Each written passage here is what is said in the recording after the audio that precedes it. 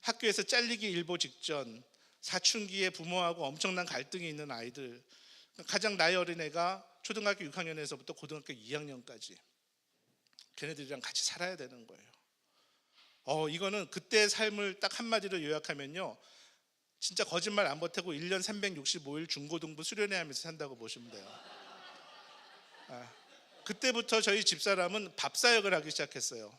아이들이 많을 때는 25명까지 있었는데 뭐 교사하고 저희 식구하고 하면 하루에 아침 저녁을 30인분의 밥을 하면서 10년을 살았어요, 저희 집사람이. 하나님, 저는 태국 선교사로 왔는데 왜 제가 이 아이들을 데리고 이러고 살아야 되는 거죠? 정말 불만 섞인 그런 마음으로 하나님 앞에 기도했어요. 근데 아무 대답 안 하세요, 주님은.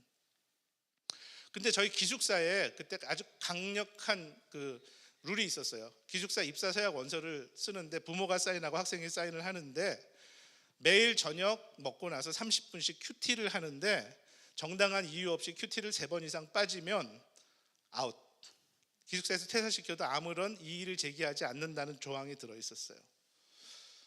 근데 여러분 생각해 보세요. 학교도 가기 싫어하는 애들이 저녁 먹고 나른한 시간에 큐티하러 와서 앉아있는 그 얼굴, 그 모습이 상상이 되세요? 근데 그냥 하는 거예요. 왜냐하면 쫓겨나니까, 안 하면 쫓겨나니까. 제 얘기는 절대 안 듣습니다. 그런데 보니까 어느 날부터 자기 또래 친구들의 이야기를 안 듣는 척 하면서 듣더라고요. 안 듣는 척 하면서. 그러기를 3년을 그냥 그렇게 보냈어요. 그때 일은 다 하면 책 한 권 써도 모자라요. 있었던 일들은 그 10대 청소년들의 사춘기의 그 일들을 부모한테 부려야 될 모든 응석과 떼거지를 저와 집사람에게 다 하는 거예요. 그걸 받으면서 하는 거예요. 근데 주님께서는 기도해도 그만두라 소리를 안 하시는 거예요. 그러다가 한 해에 사순절 마지막 고난주간이 되었는데 중3 고1 되는 아이들 5명 정도가 저에게 오더니 그래요. 목사님, 저희가 금식 기도를 좀 해보려고 그래요. 속으로 제가 너네가 그러다 해봐. 진짜로 물만 먹고 온전 금식을 하면서 학교를 다니면서 금요일까지 버티는 거예요, 얘네들이. 학교 가면 점심시간에 자기들끼리 따로 앉아서 성경 보고 기도하고 배고픈. 제가 물어봤어요. 도대체 왜 했냐, 금식을 갑자기. 그랬더니 뭐라고 대답하냐면요, 저희도 저희의 장래가 걱정이 돼요. 저는 놀랐어요. 안 될 거라고 생각했어요. 한국에 있을 때도 제가 청소년 사역을 했었기 때문에 그 한계를 제 마음속에 나름대로 이렇게 정해놓고 있었는데 말씀을 계속 읽고 그렇게 했더니 그런 고민을 하기 시작하더라고요. 여러분, 그 10대 중반에 15살, 16살 된 아이들이 내 장래가 어떻게 될지 내가 스스로 걱정이 돼서 하나님 앞에 금식하면서 기도한다는 게 얼마나 기특합니까? 그러면서 그때부터 아이들이 변하기 시작하는 거예요. 지각과 결석이 유행이었는데 금식이 유행하기 시작했습니다. 또 따라하는 건 되게 좋아요. 옆에 애가 하니까 그냥 얼떨결에 나도 그럼 한번 해볼까? 그러면서 하고, 학교 숙제를 해가야 되는데 영어로 타자를 다 쳐야 돼요. 국제학교니까. 그러니까 한글 타자는 빠른데 영어는 느리니까 남들 1시간에 할 숙제를 막 3시간, 4시간 걸리는 거예요. 그래서 가피아닷컴이라는 데 들어가면은 그 영어 성경 타자 쓰는 게 있어요. 카페를 만들어서 서로 경쟁을 할 수 있어요.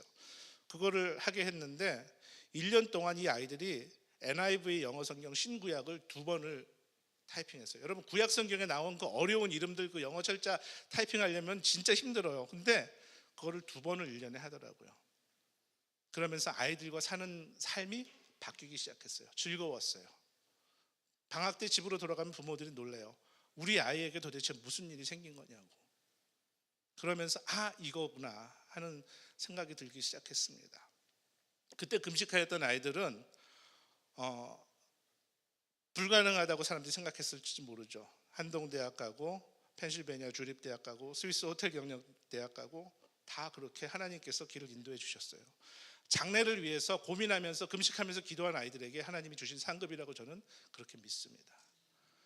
10년쯤 지나고 났을 때, 10년이 채 되기 전이죠. 2007년도 하나님께서 저에게 말씀하세요.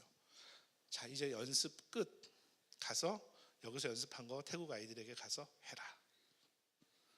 그리고 나서 학교에 사표를 내고 6개월을 쉬었습니다. 하나님, 제가 다음에 어디로 가야 됩니까? 그렇게 기도하고 있을 때에 코랏이라고 하는 도시를 자꾸 제 지도를 볼 때마다 저에게 보여주시는 거예요. 태국에 77개의 도가 있는데 그 중에서 2개의 이름을 가진 도는 코랏 하나예요. 정식 행정 명칭은 나콘 라차시마라고 하고 사람들이 그냥 쉽게 부르는 코랏이라고 합니다. 크메르어에서 온 거예요. 옛날엔 그 크메르 왕조에 속해 있었던 지역이거든요. 근데 여러분 태국 하면은 뭐 파타야, 푸켓, 치앙마이 다 아시지만 코랏 안 들어보셨죠? 코랏이 사실은 인구가 방콕 다음으로 많고 면적이 가장 큰 도시인데 산업 도시입니다. 그래서 알려져 있지 않은데 규모가 큰 도시예요. 도시 인구만 100만 명이 되고 도 전체는 280만 명이 되는 도시예요. 그곳에 가기로 마음을 먹었어요. 학교를 세워야 되는데 처음에는 제가 자신이 없더라고요. 왜냐하면 국제학교에서 사역을 해봤기 때문에 이게 국제학교를 하나 세우는 일이 얼마나 힘든 일인지 누구보다도 잘 아는데 하나님 자꾸 그런 마음을 주시는 거예요. 그래서 어떻게 하겠습니까? 순종했죠. 갈 길을 알지 못했지만 순종한 거예요. 그리고 땅을 사야 되잖아요. 학교를 하려면 땅을 사야 되는데 하나님이 보여주신 땅이 있었어요. 논이에요. 논. 길보다 한 1.5m가 낮은 논인데 25,000평 중에 6,300평을 잘라서 사기로 했어요. 그때 제수 중에 있었던 돈이 300만 원이었습니다. 300만 원을 가지고 계약하러 갔는데 땅 주인 할머니가 상대도 안 해주더라고요. 문전박대를 당하고 돌아왔어요. 그때에 저희를 위해서 새벽마다 기도해 주시던 권사님이 계세요. 지금은 돌아가셨는데 그 권사님에게 갑자기 메일이 왔어요. 선교사님, 혹시 뭐 계약할 것들 그런 일들이 있거든 미루지 말고 하나님께서 진행하라고 하십니다. 근데 아니 새벽마다 저희를 위해서 기도해 주시는 팔순이 돼가는 권사님의 그 말을 제가 거역할 수가 없더라고요. 그래서 다시 코랏으로 갔어요. 이번엔 태국 변호사를 한 명 데리고 그 할머니를 만났어요. 할머니, 우리가 사업하는 사람도 아니고 이 땅을 태국 사람들을 위해서 사용하려고 합니다. 우리에게 좋은 가격에 팔면은 자손 대대로 복 받을 것입니다. 태국 사람들도 복 받는 거는 좋아요. 2박 3일을 설득해서 할머니하고 땅을 계약했습니다. 어떤 조건에 계약을 했냐면 그 땅이 농지예요. 다 25,000평이 다 농지인데 그거 전체를 집을 지을 수 있는 택지로 바꾸는 데 드는 비용이 300만 원이었어요.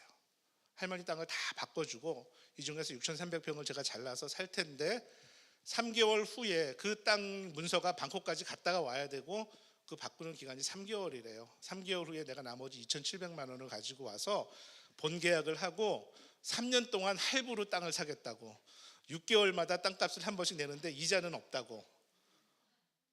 태국 사람들이 그렇게 땅 사고 파는 법이 없는데 제가 그냥 만드는 거예요. 룰을 할머니랑 같이. 굉장히 가난한 할머니였어요. 남편이 일찍 죽고 자식들이 그 땅을 사업한다고 은행에 담보로 돈을 빌렸는데 사업이 안 돼서 지금 이자도 못 내고 있는 상황이었던 거예요. 그래서 할머니가 결국 오케이 했어요. 그리고 저는 이제 방콕으로 돌아가서 계약금을 마련해야 되잖아요. 2,700만 원을. 근데 저는 학교 사역을 했었기 때문에 뭐 프로젝트도 없었고 모금할 일이 별로 없었어요. 생활비만 있으면 됐으니까. 열심히 정말 모든 자존심을 내려놓고 돈을 열심히 이렇게 모았어요. 모금을 했어요. 근데 1,500만 원까지가 제 한계더라고요.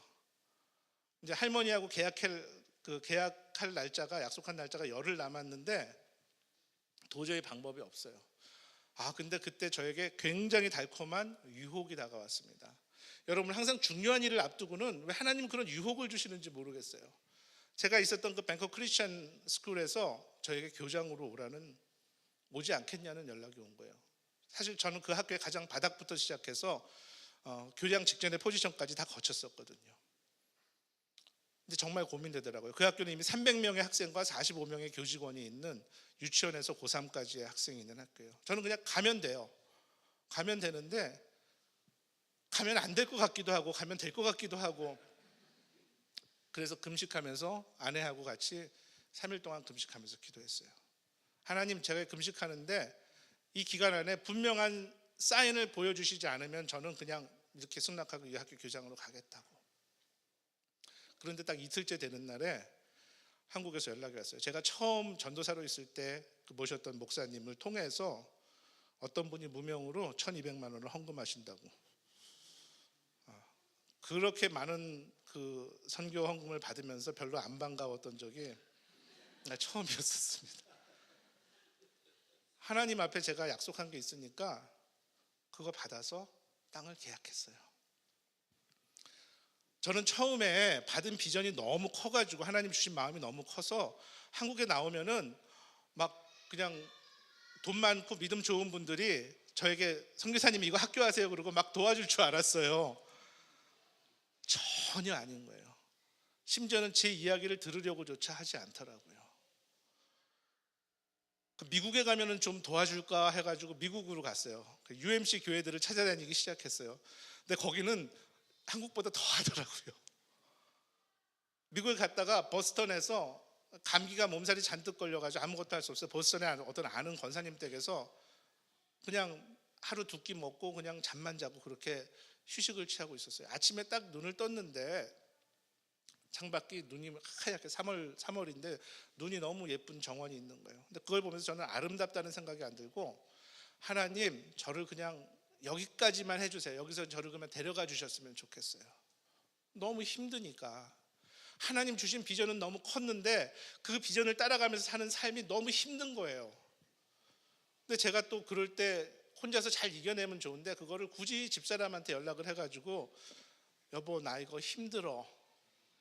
남자는 왜 그런지 모르겠는데 저는 어쨌든 그랬어요. 여보 나 이거 힘들어. 근데 그 당시에 집사람은 집사람대로 힘들었던 거예요. 그래서 어떻게 해서든지 땅값을 갚아야 되니까 기숙사에 그 아이들 데리고 있던 도우미 쓰던 도우미를 내보내고 하루에 화장실 12개 청소를 본인이 하고 있었어요. 자기도 힘들어 죽겠는데 미국 간 남편이 여보 나 너무 힘들어 그러니까 그냥 너무 힘들어가지고 화장실 바닥에 털썩 주저앉아가지고 변기통에다 손 올리고 기도를 했대요. 그때 하나님이 주신 말씀이 뭐냐면요, 하박국 2장 14절에 있는 말씀이에요. 물이 바다를 덮음같이 여호와의 영광을 인정하는 것이 온 세상에 가득 찰 것이다. 그래서 지금 저의 후원자들의 헌금이 제목이요 물이 바다 후원이에요. 물이 바다 후원. 지금 그러면서 땅을 다 샀어요. 하나님은 근데 단 한 번도 먼저 주지를 않으세요. 마감날 이틀 3일 전까지 그거 채워주시는 거예요. 3년 동안을 여러분 기도하지 않으면 살 수 없는 시간이었어요. 근데 나중에 깨달았어요. 하나님의 시간이라는 것이 도대체 무엇인가? 여기 본문에 사람들이 묻잖아요. 예수님 도대체 우리가 언제 자유와 주권을 회복하겠습니까? 빨리 알았으면 좋겠습니다. 그거는 너희가 알 바 아니다. 때와 시기는 아버지께서 정하는 것이다. 오직 너희는 성령, 권능, 증인 그 삶을 살아라. 근데 하나님이 저희를 이렇게 훈련시키는 거예요. 집사람은 매일 저녁마다 밥을 해야 되니까 음식을 맛을 안 보면 안 되는데 금식을 하고 싶은 마음을 자꾸 주시는 거예요. 그래서 저녁 금식을 40일을 했어요. 40일 했는데 충분히 하지 않으니까 또 40일, 120일을 하면은 온전 금식 40일 한 거랑 같다고 생각해서 120일을 저녁 금식을 하면서 기숙사 애들 30인분의 밥을 하면서 10년 동안 10년 가까이 살았던 거죠. 근데 그게 너무 귀한 거예요. 그게 너무 귀한 거예요. 믿음이 없는 사람의 눈으로 보면은 그런 고난이 어디 있냐고 하겠지만 믿음의 눈으로 보면은 성령이 주신 그 마음으로 너희가 권능을 받고 그 힘을 받고 보면은 그게 너무 귀한 거예요. 때로는 그 집사람하고 그런 고백을 했어요. 여보 우리 너무 감사하지 않아? 땅도 아직 못 샀어요. 땅 문서가 우리 손에 들어오지 않았을 텐데 하나님 주신 사명을 따라 살고 하나님 주신 사명을 위해서 기도하면서 매달리면서 살고 그렇게 주는 은혜로 하루하루를 살고 있는 우리의 삶이 너무 감사하지 않아? 혹시 땅을 못 사도 괜찮아. 우린 이걸로도 너무 감사하고 만족할 수 있어. 그런 마음을 가지고 살았었어요. 근데 그 땅을 샀어요. 결국 샀어요. 2011년 되던 해에 땅 문서 한 장 딱 받아갖고 오는데 이 종이 한 장을 위해서 근데 그 다음이 문제잖아요. 이제 학교를 건축을 해야 되잖아요. 몇 억이 들었는데 땅 위에 올라온 게 아무것도 없어요. 저를 후원하신 후원자들도 진짜 대단한 믿음을 가진 분들이에요. 믿음을 가진 분들만 지금 남았어요. 후원해 주시는 분들 중에. 그래서 그 땅을 담보로 해서 태국의 은행에서 돈을 빌렸어요. 10% 이자를. 그래서 지금 10년에서 지금 4년 갚았어요. 이제 6년 계속 더 갚아 나가야 되는데 건축을 시작했습니다. 근데 건축을 모자라는 돈이었어요 처음부터. 근데 믿음으로 시작을 했는데 건축이 끝나고 돈이 다 떨어지고 나니까 저하고 건축업자하고 갑과 을이 그냥 바뀌어버리더라고요. 그날 아침 돈이 떨어지는 그날부터 갑과 을이 바뀌어버리더라고요. 맨날 빚독촉 받는 거예요. 건축비 언제 줄 거냐, 언제 줄 거냐. 조금만 기다려라, 조금만 기다려라. 그러다가 장로님 한 분이 우이교회 원로 장로님이세요. 선배 목사님의 아버님이신데 2천만 원 85세 되신 지금 85세 되셨어요. 장로님이 적금 받은 거 2천만 원을 보내주셨어요. 안타까운 그 소식을 듣고서 얼마나 감사했는지 몰라요. 그래서 그 중에 1,500만 원 정도를 밀린 공사비하고 이제 빨리 진행해 달라고 줬는데 이 사람이 일주일이 되고 나더니 연락이 두절이 된 거예요. 돌려막기 하다 건축업체 돌려막기 하다가 부도가 나가지고 도망가 버려 잠적해 버렸어요. 막 미치겠는 거예요. 저는 그 상황인데 미치겠는 거예요. 이게 차라리 내 돈이면 마음 편하겠는데 그 귀한 헌금을 그렇게 날렸다고 생각하니까 진짜 막 돌아버리겠는 거예요. 집사람은 그때 갑상선 항진증이 생겨서 목이 막 이렇게 붓고 저는 병원에 과로해서 이틀 동안 입원을 했어요.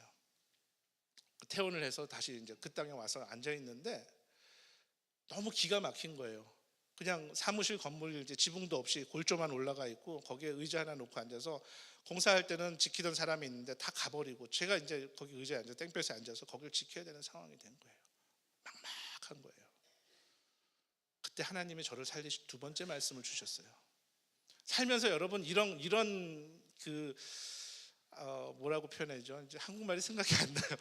익사이팅한 그런 순간들이 있어야 돼요. 그래야 삶이 지루하지 않은 것 같아요. 하늘이 되게 파랗고 예뻐요. 저희 그 코라스에서 보면은 하늘을 보고 있는데 시편 121편의 말씀이 갑자기 하나님 찰나처럼 주신 거예요. 눈을 들어 산을 보아라. 너의 도움이 어디서 올꼬? 너의 도움이 천지를 지으신 여호와 하나님에게서로다. 2, 3초 그 말씀이 제 마음을 싹 지나가는데 모든 근심이 사라졌어요. 정말이에요, 정말. 여러분 힘들고 어려울 때 하나님이 그렇게 위로해 주시는 것만큼 확실한 위로가 없어요. 천국과 지옥이 그냥 그 순간이더라고요. 그리고 그 자리에 앉아서 이렇게 바라보고 있는데 담장이 좌편, 우편, 뒤편에 있는데 앞면이 없는 거예요. 학교 땅에. 그러니까 동네 개들 지나가던 소떼들 다 들어와 가지고 갑자기 저걸 먼저 막아야겠다라는 생각이 들더라고요. 그래서 담장 1m를 하는데 한국 돈으로 6만 원 정도 들었어요. 2,000바트. 그래서 앉아가지고 핸드폰으로 제 페이스북에다가 올렸어요. 그 하나님이 주신 제 은혜, 그 시간에 준 은혜를 나누면서 담장을 좀 쌓아야겠는데 하나님 마음 주시는 대로 좀 1m, 2m든 도와주세요. 그리고 거기다 올렸어요. 하나님 일주일 만에 25%를 채워주셨어요.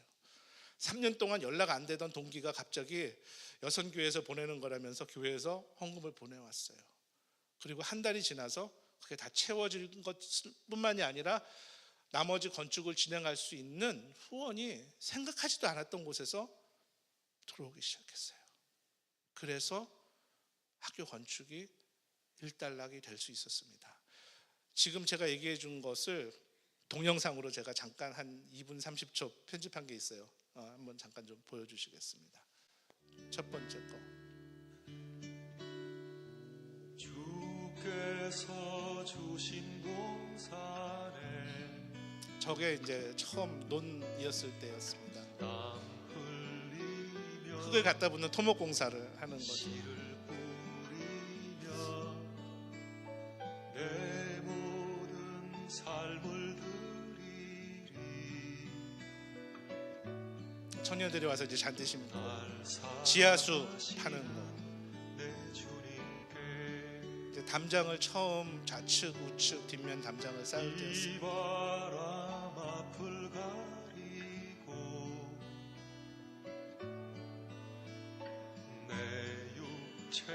이제 저거 하다가 도망간 거예요. 저게 완성되지 못하고.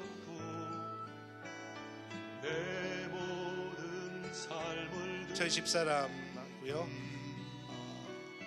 그래서 시내에서 잠시 2011년부터 렌트를 해서 데이케어를 시작했어요. 2세에서 4세까지 아이들을 데리고 워밍업을 먼저 했습니다. 저건 학교 자리가 아니라 시내에서. 주님을 맞으리 주께 드릴 열매 가득 안고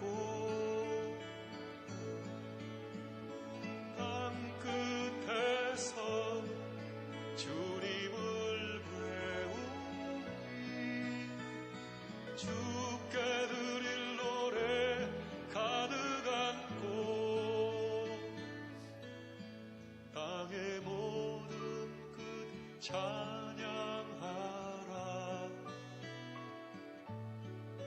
주님 오실 길 예비하라. 땅의 모든 끝에서 주님을 찬양하라. 영광의 주님. 저희 학교의 모토가 되는 말씀이 시편 85편 10절 말씀입니다. 네, 여기까지. 태국에 대해서 좀 잠시 제가 말씀을 드려야 될 것 같아요. 태국은 개신교 선교 역사만 지금 200년이 가까이 되는 나라입니다. 한국보다 훨씬 앞섰습니다. 태국의 인구가 6,800만 명인데 기독교 인구는 50만 명 전후로 추산을 하고 있습니다. 1%가 안 되는 거죠. 태국에 있는 크고 작은 모든 사원의 개수가 태국에 있는 기독교인의 수보다 많다고 합니다. 선교사인 저는 고민하지 않을 수가 없었어요. 왜? Why죠. Why? 한국은 120년밖에 되지 않은 한국이 이만큼 성장했는데 태국은 200년 가까이 되는 나라가 왜 그거밖에 안 될까? 연구했는데 많은 자료를 찾아봤습니다. 우리나라는 정말 하나님 특별한 복을 주셨어요. 선교사님들 120년 전에 오셔서 많은 사역을 하셨지만 위로부터의 사역과 아래부터의 사역을 같이 하셨어요. 그래서 그것이 만나는 시점에 정말 폭발적인 부흥이 일어났고 인재들을 키웠죠. 학교를 세워서. 그래서 일제강점기나 한국전쟁 이후에 나라가 어려운 시절에 그 기독교 학교들을 통해서 나온 인재들이 교회의 리더가 됐고 사회의 리더가 됐고 국가의 리더가 돼서 이만큼 축복된 나라가 됐는데 태국은 이상하리만큼 교육 선교를 한 흔적이 없었어요. 학교를 세우질 않았었어요. 외국 선교사들도 마찬가지지만 대부분 이 산족 선교에 한 80% 가까이 그쪽에 이렇게 치중돼 있습니다. 물론 모든 선교는 다 소중한데 남들이 안 한 거를 해야 되지 않겠나 하는 생각이 들었어요. 그리고 태국 기독교인들 중에 약 80%는 가난하고 많이 배우지 못한 사람들이 대부분이에요. 그러다 보니까 태국의 중심부에 있는 중산층에 있는 사람들이 인식하는 기독교는 가난하고 못 배운 사람들이 선교사들에게 의지해서 얻어먹고 사는 종교가 기독교인 거예요. 너무 기가 막히더라고요. 이거를 어떻게 하면 바꿀 수 있을까 생각하다가 그러면은 교육을 해야겠다. 근데 다행히 하나님께서 왜 저에게 처음부터 생각하지도 않았는데 저를 국제학교에 보내시고 교육선교 사역을 하게 하셨는지, 그 기숙사 사역을 10년을 가까이 하게 하셨는지에 대해서 생각을 다시 해보게 됐어요. 그리고 학교에 대한 교육선교에 대한 사명을 가지게 된 것입니다. 간단히 줄여서 말씀을 드렸지만 정말 하나님이 주신 힘이 아니면은 견딜 수 없었던 시간들이 너무 많았어요. 모르는 분들은 그냥 국제학교라고, 제가 좀 이따 동영상 하나 더 보여드릴 텐데 그것만 보면은 제가 굉장히 귀족과 같은 선교사 사역을 하고 있는 것처럼 볼 수도 있어요. 저는 제 삶을, 지금의 삶을 다시 한번 누가 물어보면은 무리를 걷는 삶을 살고 있습니다. 그렇죠? 제자들이 예수님을 향해서 물 위를 걸어가잖아요. 한 발자국 한 발자국을 믿음과 신뢰 없이는 걸을 수 없는 그 발자국인데 너무 스릴이 있어요. 삶이 지루할 틈이 없어요. 여러분 혹시 살다가 좀 지루하시거든 무리를 걸을 준비를 해보십시오. 하나님이 우리에게 주신 사명은 선교사인 저뿐만이 아니라 여러분 모두에게도 있다고 생각합니다. 그리고 그 사명이 있다 그래서 그 하나님 언제입니까? 내일입니까? 모레입니까? 그게 중요한 게 아니에요. 주신 사명을 위해서 지금 내가 이전에 할 수 없었던 순종과 이전에 할 수 없었던 기도와 인내의 삶을 살아가면은 생각하지도 않았던 은혜를 하나님이 우리에게 주시는 거예요. 학교 인가를 받아야 되는데 사실 서류를 30가지 이상을 준비해야 돼요. 3개월 이상 걸리고 방콕에 있었던 학교에는 사실은 그게 너무 힘들어서 따로 그 교육부 관리를 불러서 이 언더테이블 머니를 줘야 될 정도로 3천만 원 가까운 돈을 주지 않으면 안 될 정도로 상황이 그랬어요. 어느 날 학교 오피스 짓고 학교 이름도 붙이고 있는데 어떤 50대 중반의 아저씨가 들어오시더니 여기가 뭐 하는 거냐고 물어보시더라고요. 여기 학교라고 했더니 여기 왜 내가 모르는 학교가 있냐요. 그랬더니 그분이 알고 봤더니 그 지역의 사립학교를 총괄하는 장학사였어요. 그래서 제가 앉아서 차 한 잔을 대접하면서 사정 얘기를 쭉 했어요. 그랬더니 무슨 어려운 일이 있거든 나한테 연락하라고 그러는 거예요. 그래서 서류 준비를 열심히 해가지고 그분 모르는 건 그분한테 연락해서 물어보고 그리고 제출을 했는데 3개월 걸리고 저희 일주일 만에 받았어요. 학교 허가를. 그래서 2015년 8월 4일에 드디어 웨슬리 국제학교를 개교를 했습니다. 박수 한번 쳐주세요. 하나님께 영광의 박수. 네, 하나님께 영광의 박수.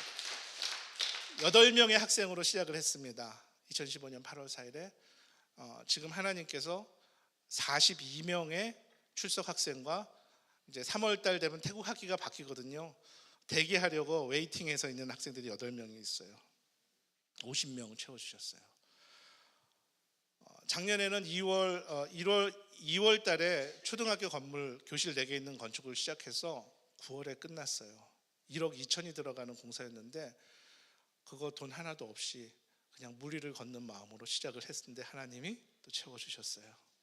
네, 이제 돌아가면은 3월 중순부터 중학교까지 되는 건물을 지어야 돼요. 왜냐하면 지금 있는 건물로는 2년을 못 버텨요. 아이들이 학년이 증가하잖아요. 3학년, 4학년 되고 그러니까 중학교 3학년까지 들어가는 건물 450평짜리 4억 4천만 원 들어가는 공사를 시작해야 돼요. 여러분에게 기도를 부탁드립니다. 네, 뭐 도와주시고 싶으면 도와주시면 더 감사합니다. 그런데 사람의 마음으로 돕고 안 돕는 게 중요한 게 아니라 기도해 주시고 함께 증인되어 주십시오. 하나님이 하시는 일들을 우리가 보는 거죠. 너희가 성령이 너희에게 임하시면 권능을 받고 증인이 되리라. 성민교회의 성도들께서 그 증인이 되어 주십시오. 그 증인은 많으면 많을수록 좋잖아요. 하나님이 하신 일들에 대한 증인이니까. 그래서 건축을 할 겁니다. 하나님이 또 하실 일들을 저는 기대합니다. 하나님이 어떻게 하실지 다시 이제 물리를 걸을 준비를 다시 한번 바짓가랑을 걷어 붙이고 시작을 하려고 합니다. 학교를 개교하고 1년 반 전에 만든 학교 동영상, 홍보 동영상이 있어요. 아까 그렇게 논밖에 없던 땅이 어떻게 이제 변해서 어떤 학교가 되었는지 여러분에게 보여드리겠습니다.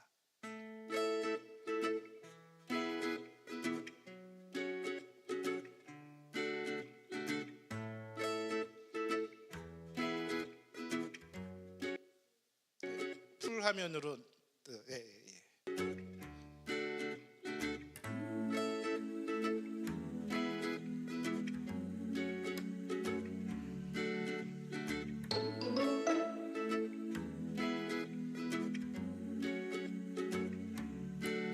학부모들이 저런 차 타고 다닙니다. 저희 학교 학부모들은.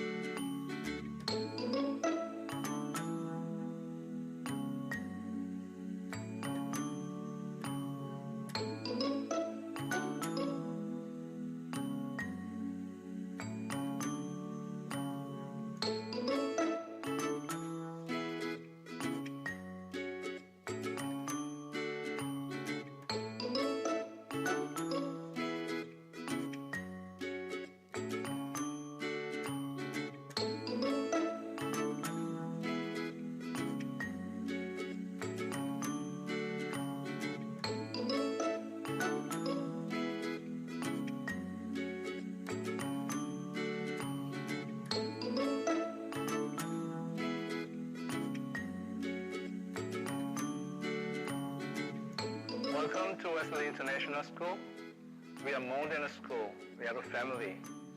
Education is our future. We are making our future with our lovely students. We are making all together. Thank you.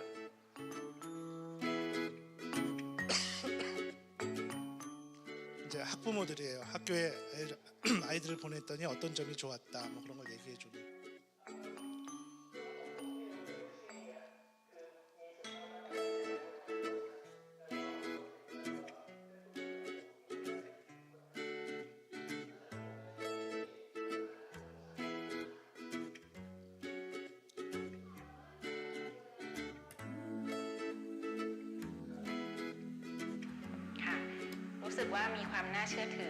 이분은 이제 의사예요. 의대 교수이고 다 뭐 비즈니스 오너들이고 그런 사람들인데요.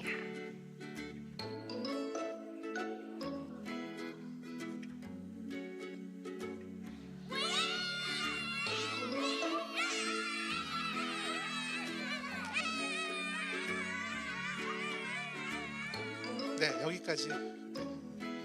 여기까지요. 학교 좋죠. 지금 현재는 전체 18명의 교직원이 있습니다. 그리고 이제 선생님들은 주로 미국하고 영국에서 온 크리스찬 선생님들이 가르치고 있고, 앞으로 고등학교 과정까지 이제 다 확장을 해 나가야 되는데, 저희는 일주일에 한 번씩 채플이 있어요. 그리고 성경을 가르칩니다. 그러니까 국제학교는 태국 교육부의 제재에서 자유롭습니다. 저희들 마음대로 커리큘럼을 운영할 수가 있어요. 그래서 성경을 가르치고, 유치원 3년, 초등학교, 중학교, 고등학교 하면요 15년을 저희 캠퍼스에서 성경과 기독교 교육을 받으면서 잘할 수 있어요. 그리고 아까 보셨지만 저희 학부모들은 돈이 아쉬운 사람들은 아닙니다. 그런데 학부모들의 90%가 뭐라고 얘기하냐면 자기들은 지금까지 살면서 단 한 번도 크리스찬을 만난 적이 없대요. 태국은 보이지 않는 이 계급 사회가 있어요. 그래서 자기하고 그 계층이 다른 사람들을 일부러 굳이 만날 이유가 없는 거예요. 교회 갈 일이 별로 없어지는 거예요. 그런데 저 학부모들이 자기 아이들의 교육을 위해서 자기네 돈을 들여서 저희 학교에 보내고, 아이들은 와서 성경을 배우고 예수님의 말씀 배우면서 좋은 기독교 교육을 받으면서 자라나는 것입니다. 앞으로 10년 후에, 20년 후에 하나님께서 풍성한 열매를 맺게 하실 것이라고 저는 확신합니다. 아직은 학교가 재정적으로 좀 자립을 하지 못했어요. 학교 운영하고 아직 학생들이 더 많이 와야 되는데, 그래서 무리바다 후원을 통해서 사실 학교를 꾸려가고 있습니다. 매월 정기 후원으로 한 달에 10,000원, 20,000원, 한 구조에 10,000원씩인데 그렇게 보내주시는 그 후원이 저에게는 굉장히 큰 힘입니다. 그리고 학교가 이제 중학교 과정까지 시작되고 나면은 아마 자립할 수 있을 것이라고 저는 또 그렇게 믿습니다.